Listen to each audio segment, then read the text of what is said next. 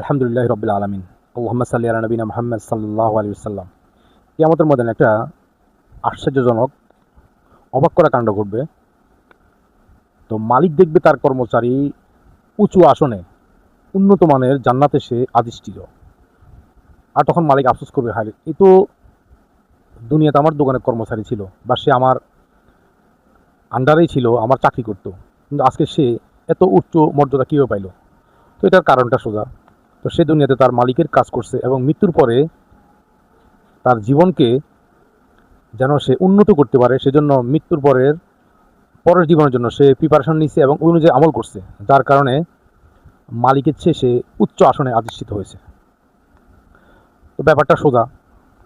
আমরা নিজেরাও যদি মৃত্যুর পরের জন্য প্রিপারেশন নিয়ে সে যদি আমল করি, তাহলে আল্লাহ সুবহানাহু ওয়া তাআলা আমাদেরকে এরকম উচ্চ আসনে আধিষ্ঠিত করবে। আপনি দেখবেন, যদি আমরা মুখে বলে থাকি যে মৃত্যুর পরে আমাদের জীবনের জন্য প্রিপারেশন নিতে হবে, ওইটাই প্রকৃত জীবন, কিন্তু কাজে কর্মে আমরা কেউ সেটা প্রমাণ দিতে পারি না। আপনি যে দেখবেন, যার 1 লক্ষ টাকা আছে, 5 লাখ আছে, 10 লাখ আছে, 10টা জমি আছে, সে আরও 10টা জমি বাড়াতে চায়, কারণ সে মনে করে যত বাড়বে দুনিয়াতে তার সম্মান তত বাড়তে থাকবে।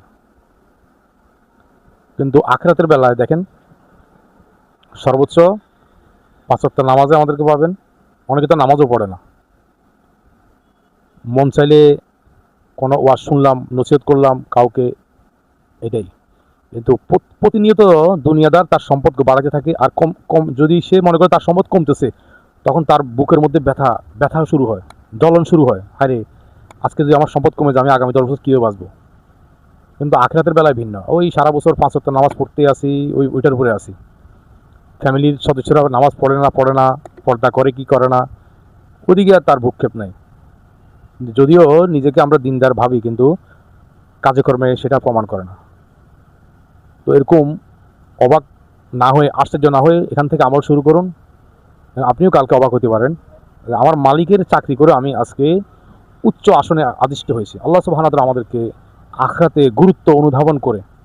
আর যারা আখিরাতমুখী তারা কথা না, তারা কাজে কর্মে বিশ্বাসী, তারা কাজ শুরু করে দেয়।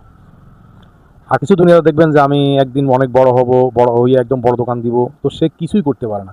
যারা ছোট থেকে শুরু করে তারা একসময় অনেক বড় হয়। তো আপনি শুরু করেন আজকের থেকে, আল্লাহ হুকুমের উপর জীবন পরিচালিত করেন।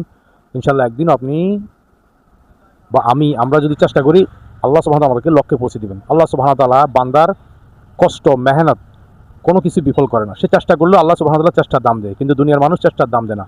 তো যে আল্লাহ সুবহানাহু ওয়া তাআলা আমাদেরকে চেষ্টার দাম দিবেন, ওই অনুযায়ী আমল না করতে পারলো, আর আমল করতে পারলে তো 700 গুণ এবং বেঘা